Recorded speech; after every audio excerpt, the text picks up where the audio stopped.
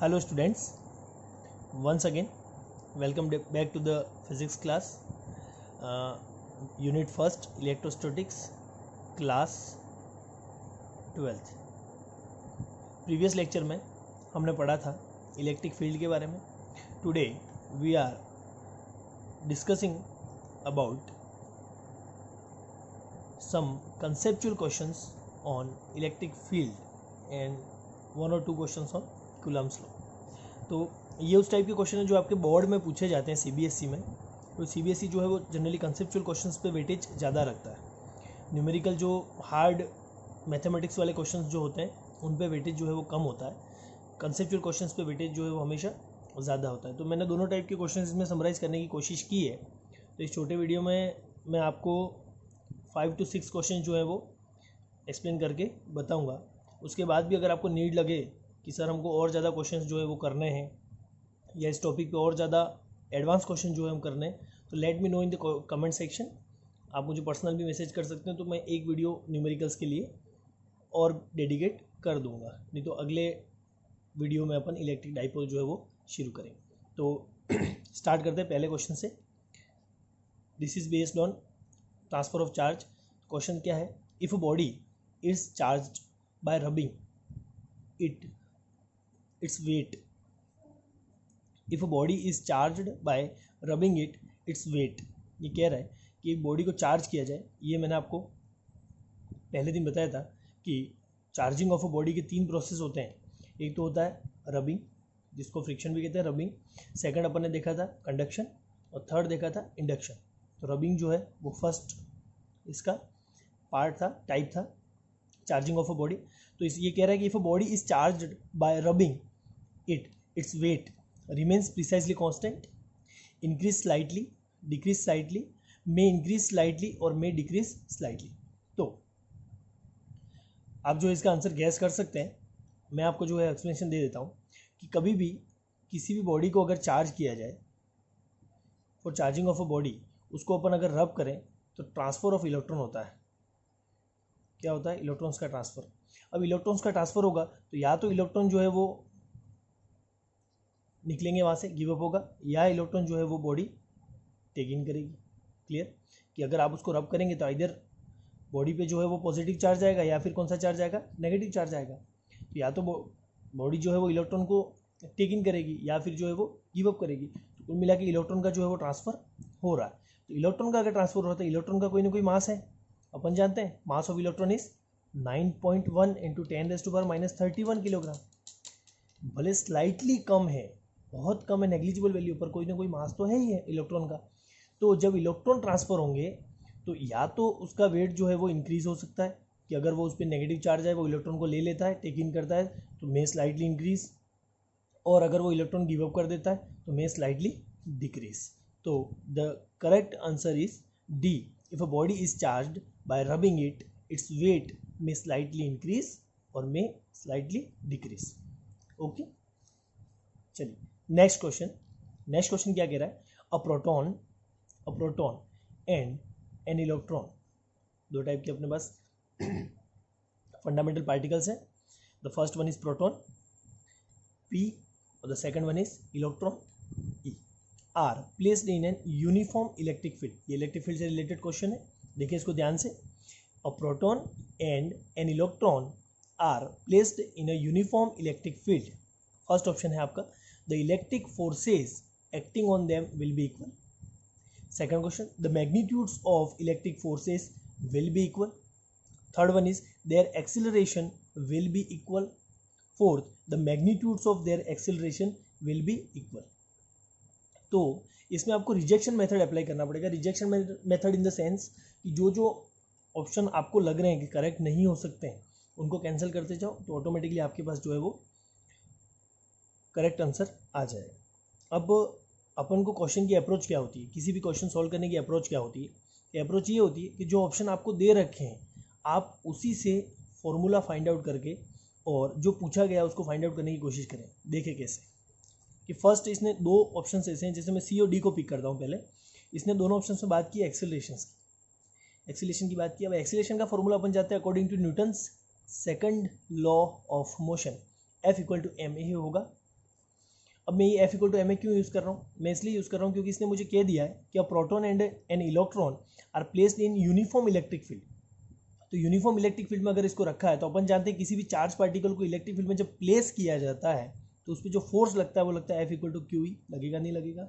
Previous class में मैं आपको बता चुका हूँ F equal to Q E force उस पर लगता है। ठीक है, तो F equal to Q E force जब लगेगा तो एफ की वैल्यू जो है मैं क्या रख सकता हूँ, एम ए इक्वल टू कितना रख सकता हूँ, क्यू ई। ठीक है, अब ए यहाँ पे एक्सीलेशन होगा और एक्सीलेशन इक्वल टू फॉर्मूला मेरे पास आएगा क्यू ई बाई एम। आएगा नहीं आएगा? ये फॉर्मूला मेरे पास क्यू ई बाई एम आएगा। अब एक चीज़ आप यहाँ पे नोट करेंगे कि पहली बात कि एक्सीलरेशन होगा तो वो मास पे डिपेंड कर रहा है एक तरह से। तो मास जो है वो प्रोटॉन और मास इलेक्ट्रॉन का डिफरेंट है। Mass of proton and mass of electron different है बिल्कुल। इसका मतलब एक्सीलरेशन जो है वो भी कभी सेम नहीं होगा। तो दो ऑप्शंस तो आपके ऐसे ही कट जाएंगे कि their acceleration will be equal, no the magnitudes of their acceleration will be equal, नहीं बिल्कुल नहीं। अब फर्स्ट एंड सेकंड ऑप्शन पे चलते हैं। The electric forces acting on them will be equal. The second, the magnitudes of the forces will be equal. तो electric force जो उस पर एक्ट करेगा वो कौन सा होगा, F equal to Q E होगा। अब electric forces acting on them का मतलब F equal to Q vector form में अगर अपन लिखें तो वो कभी इक्वल नहीं होगा, क्योंकि in terms of magnitude force जो है वो इक्वल होगा। क्यों? F equal to Q E इसने कह दिया, और क्यू चार्ज जो है वो प्रोटॉन इलेक्ट्रॉन पे दोनों पे, इलेक्ट्रॉन पे चार्ज होता है -1.6 10⁻⁻⁹ कूलम और प्रोटॉन पे 1.6 10⁻⁻⁹ कूलम। तो आप ये कह सकते हैं F equal to Q E magnitude के टर्म्स में तो क्या होगा, इक्वल होगा, लेकिन डायरेक्शन के टर्म में इक्वल नहीं होगा, क्योंकि ये नेगेटिव पार्टिकल और ये कैसा है, पॉजिटिव पार्टिकल है। तो आपका फर्स्ट ऑप्शन तो कैंसिल हो जाएगा, second option will be correct. A proton and an electron are placed in a uniform electric field, then the magnitudes of the forces will be equal. तो इस तरीके के क्वेश्चन आपके पूछे जाते हैं। अगर आपको इसमें कोई दिक्कत हो तो आप मुझे let me know in the comment section, तो और अच्छे तरीके से इसको एक्सप्लेन कर लेंगे। ठीक है, नेक्स्ट थर्ड क्वेश्चन है आपका। थर्ड क्वेश्चन भी बहुत इजी है, लॉजिकल क्वेश्चन है। ज़्यादा बड़े क्वेश्चन जो हैं आपके सीबीएसई में पूछे नहीं जाएंगे। आप फिर से एक बार ध्यान दें, एमसीक्यू पैटर्न आपके अप्लाई हो चुका है। ज़्यादा बड़े क्वेश्चन आपको पूछे नहीं जाएंगे, टाइम कंज्यूमिंग क्वेश्चन आपको नहीं पूछे जाएंगे।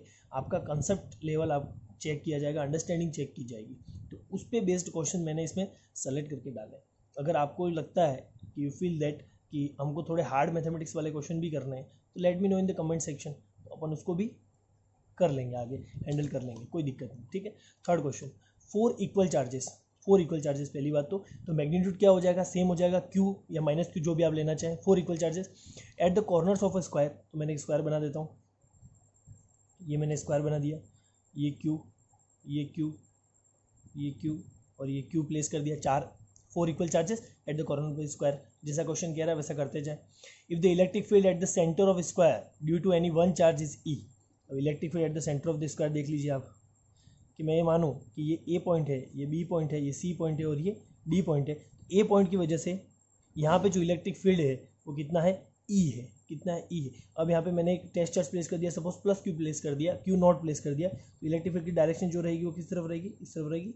जो फोर्स की डायरेक्शन रहेगी वही इलेक्ट्रिक फील्ड की डायरेक्शन रहेगी, सॉरी। तो इलेक्ट्रिक फील्ड की डायरेक्शन किस तरफ रहेगी, इस तरफ, सॉरी। तो फोर्स की डायरेक्शन जो रहेगी वो इलेक्ट्रिक फील्ड की डायरेक्शन रहेगी, क्योंकि टेस्ट चार्ज जो है आप पॉजिटिव कंसीडर कर रहे हैं। तो ये चार्ज इसको क्या करेगा, रिपेल करेगा, तो डायरेक्शन रहेगी इस डायरेक्शन में, अलॉन्ग ओ सी। इस पॉइंट को ओ ले लिया अपन ने। अब इसकी जो वैल्यू है वो इसने दे रखी है, क्या दे रखी है, ई दे रखी है। तो इसका मतलब अपन क्या कह सकते हैं कि ई इज इक्वल टू, मैं कह सकता हूँ F equal to Q E होता है, और इलेक्ट्रिक फील्ड की वैल्यू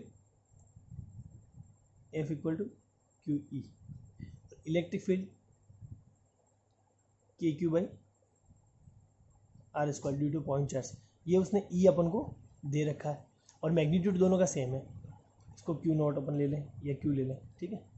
तो ये क्या कह रहा है, if the electric field at the centre of square due to any one charge is E, एक चार्ज की वजह से ई है इस डायरेक्शन में, then the intensity of resultant electric field at the centre will be. तो अपन डिफरेंट चार्जेस की वजह से देख लेते हैं। अब देखना ध्यान से कि इस चार्ज की वजह से इस क्यू नॉट पर इलेक्ट्रिक फील्ड किस डायरेक्शन में होगा, इस डायरेक्शन में।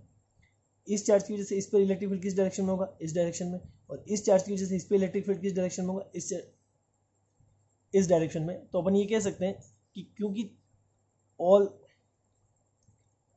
Charges are equal in magnitude, जब सारे चार्ज जो हैं वो मैग्नीट्यूड में इक्वल हैं, तो अपन ये कह सकते हैं कि E1 जो है वो E2 के इक्वल है और E3 जो है वो किसके इक्वल है, E4 के इक्वल है कि नहीं। और डायरेक्शन के टर्म्स में अगर देखें, या इसको E1 E2 E3 E4 नहीं लेना चाहें तो इसको EA EB EC और ED भी ले सकते हैं।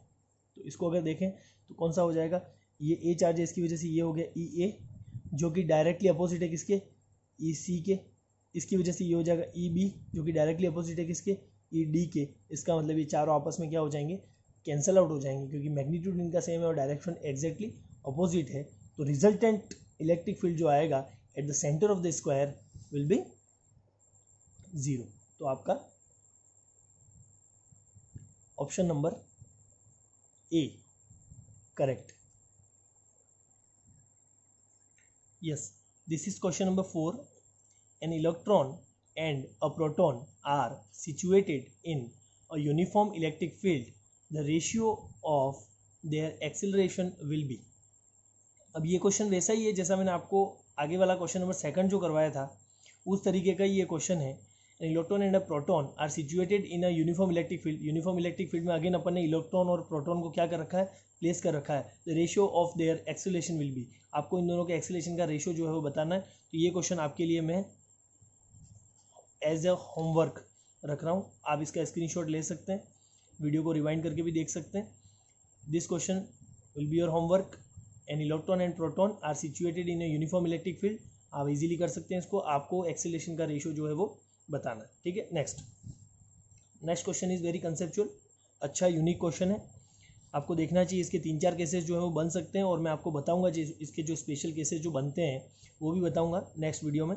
अभी के लिए आप इसको देखें। अ न्यूट्रल पेंडुलम, पेंडुलम क्या है, एक स्ट्रिंग से हैंगिंग मास, जिसको अपन एज ए सिंपल पेंडुलम भी कहते हैं या पेंडुलम भी कहते हैं। ये स्ट्रिंग जिसका नेग्लिजिबल मास है, उसकी कोई लेंथ है, उससे हैंग एक बॉब को हैंग कर रखा है अपन ने जिसका कोई मास है, ठीक है। This is a pendulum. Neutral pendulum oscillates in a uniform electric field as shown in figure।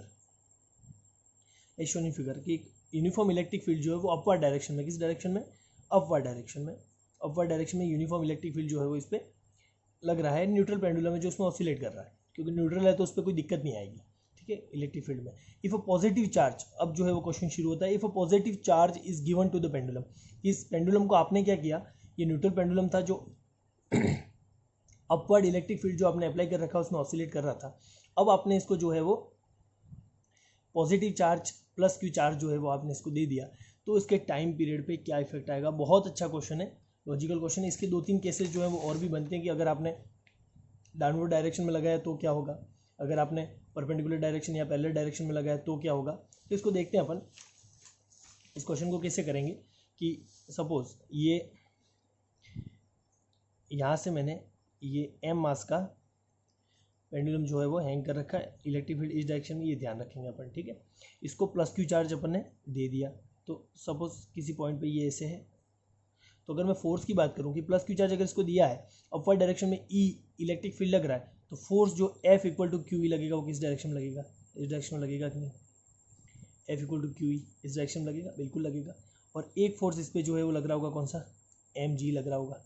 Downward direction में एक जो फोर्स लगता है किसी मास पे वो कौन सा लगता है, हमेशा mg लगता है। अपवर्ड डायरेक्शन में जो फोर्स लगेगा due to this electric field, और अपन ने इसको प्लस क्यू चार्ज दिया, तो जो फोर्स लगेगा वो लगेगा F equal to Q E. दोनों को अगर आप बैलेंस करें तो जी इफेक्टिव आप कैसे निकालेंगे, तो G effective is equals to G minus Q E by M. ये आपकी इक्वेशन ऑफ मोशन हो जाएगी।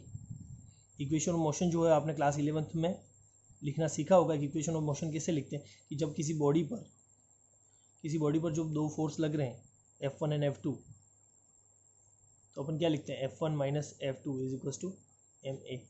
इस तरीके से इक्वेशन ऑफ मोशन अपन लिखते हैं, तो आपने पढ़ रखा है। तो equation of motion is equal to G effective, इससे जी इफेक्टिव की वैल्यू क्या आएगी, G effective is equal to G minus Q E by M. अब मुझे जी इफेक्टिव निकालने की जरूरत क्यों पड़ी, तो जी इफेक्टिव निकालने की जरूरत इसलिए पड़ी क्योंकि इसने मुझे पूछा है कि टाइम पीरियड पे क्या इफेक्ट आएगा। तो अपन जानते हैं सिंपल पेंडुलम का टाइम पीरियड का फॉर्मूला होता है T equal to 2 pi root L by G. Now G is convert into T equal to 2 pi root L by G effective. ये जी इफेक्टिव में कन्वर्ट हो जाएगा। तो जी इफेक्टिव की वैल्यू यहाँ से अपन देख रहे हैं कि जी की वैल्यू जो है वो क्या हो रही है, डिक्रीज हो रही है। क्या हो रही है, डिक्रीज हो रही है। और जी की वैल्यू टी से सीधा सीधा इन्वर्सली प्रोपोर्शनल है, तो अगर ये वैल्यू डिक्रीज होगी तो ये वैल्यू क्या होगी, इंक्रीज होगी। समझ रहे हैं आप, ये वैल्यू डिक्रीज होगी तो ये वैल्यू क्या होगी, इंक्रीज होगी। इसका मतलब टाइम पीरियड जो है वो आपका क्या होगा, इंक्रीज होगा टाइम पीरियड। तो देखते हैं क्या ऑप्शन है अपने पास। तो if a positive charge is given to the pendulum then its time period will decrease, will increase, will remains constant, will first increase then decrease. तो इसका जो आंसर आएगा वो आएगा विल इंक्रीज। टाइम पीरियड जो है आपका क्या होगा, इंक्रीज होगा, क्योंकि जी इफेक्टिव का जो वैल्यू आपका वो क्या हो रहा है, डिक्रीज हो रहा है, इसलिए टाइम पीरियड आपका इंक्रीज होगा। Coming to the next question, question number 6 and the last question of this lecture. A bob of mass m suspended from a wall with string of length l which has negligible mass. इसमें दे रखा है कि a bob of mass m का bob है जिसको अपन ने suspend कर रखा है, मतलब हैंग कर रखा है, the wall string of length l which has negligible mass. कि स्ट्रिंग का मास अपन को नेग्लिजिबल लेना है, ठीक है। मैकेनिक्स में अपन जानते हैं स्ट्रिंग अपन नेग्लिजिबल मास लेते हैं इसमें। If charge plus q is given to the bob and placed it into an uniform electric field shown in figure then. तो ये कह रहा है, अगेन इसका जो सेकंड वाला केस है वो इसमें ही आ गया। इससे अपन को फाइंड आउट करना है कि गिवन ऑप्शंस में से कौन सा सही है। तो इसने कहा कि if a charge plus q is given to the bob and placed it into an uniform electric field shown in figure then. तो इस क्वेश्चन को कैसे करेंगे आप देखना कि ये मैंने ले लिया, सॉरी, दिस वॉल, अपन ने m मास का बॉब इससे हैंग कर दिया, इसको प्लस q चार्ज दे दिया, और क्वेश्चन में बताया गया कि इस डायरेक्शन में जो है अपन ने इलेक्ट्रिक फील्ड जो है वो अप्लाई किया है, इस डायरेक्शन में अपन ने इलेक्ट्रिक फील्ड अप्लाई किया है। तो ये बॉब जो है वो ऑसिलेट कर रहा है at an angle theta, theta angle ये हो गया, this is plus Q charge. इस डायरेक्शन में अपन ने ई इलेक्ट्रिक फील्ड दिया है, इसका मतलब फोर्स की डायरेक्शन कौन सी होगी, ये होगी कि नहीं, F equal to Q E. इसके ऊपर डाउनवर्ड डायरेक्शन में फोर्स लगेगा हमेशा, कौन सा लगेगा, एम जी। इस टाइप के क्वेश्चंस में आप ध्यान देना, इस टाइप के क्वेश्चंस में अगर पेंडुलम वाले क्वेश्चंस में अपन क्या करते हैं, सभी जो फोर्सेस एक्ट कर रहे हैं इस बॉब पे, इस बॉडी पे, उन सभी फोर्सेस को अपन पहले तो निकालेंगे, उनके कंपोनेंट्स निकालेंगे, उन कंपोनेंट से अपन उसका अरेंजमेंट करके देखेंगे कि गिवन ऑप्शंस में से अपने पास कोई भी सेट हो रहा है या नहीं हो रहा है। तो सेम चीज़ मैं यहाँ पे कर रहा हूँ कि इस स्ट्रिंग के पैरेलल एक लाइन में यहाँ पे ड्रॉ कर रहा हूँ। If this angle is theta, this angle also theta होगा, ये एंगल भी थीटा होगा, ये एंगल थीटा। और स्ट्रिंग क्योंकि ऑसिलेट कर रही है तो इस स्ट्रिंग में एक टेंशन होगा जिसको मैं लिख रहा हूँ टी। तो टेंशन का अलॉन्ग थीटा कंपोनेंट जो होगा वो होगा टी कॉस थीटा, और टेंशन के जो परपेंडिकुलर कंपोनेंट होगा वो होगा टी साइन थीटा। सारे फोर्सेस जो इस पे लग रहे हैं वो अपन ने कैलकुलेट कर लिए एट थीटा एंगल। अगर ये ऑसिलेट कर रहा है, F equal to Q for force जो है उस डायरेक्शन में लगेगा, एम जी डाउनवर्ड डायरेक्शन में लगता है हमेशा, T cos theta component tension का अलॉन्ग थीटा कंपोनेंट, और परपेंडिकुलर कंपोनेंट हो जाएगा आपका टी साइन थीटा। अब फॉर इक्विलिब्रियम की अगर अपन बात करें तो क्या लिख सकते हैं अपन, T cos theta is equal to M G और T sine theta is equal to Q ई।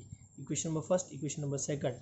अगर मैं इक्वेशन सेकंड में इक्वेशन फर्स्ट को डिवाइड करता हूँ, ये हो जाएगा आपका T sine theta upon T cos theta is equal to Q E upon M G.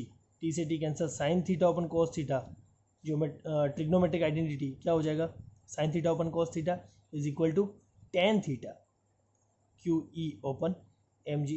Q यहाँ पे कैपिटल ले रखा है तो इसको कैपिटल कर देते हैं, tan theta is equal to Q E upon M G. This will be the answer. So for this question 6, tan theta is equal to Q E upon M G. So answer B is correct. So guys this is some conceptual questions on electric field, जिसमें कोई hard mathematics अपन ने use नहीं करी है, simple concept को use करते हुए, electric field के कंसेप्ट को यूज़ करते हुए अपन ने इसको सॉल्व किया है।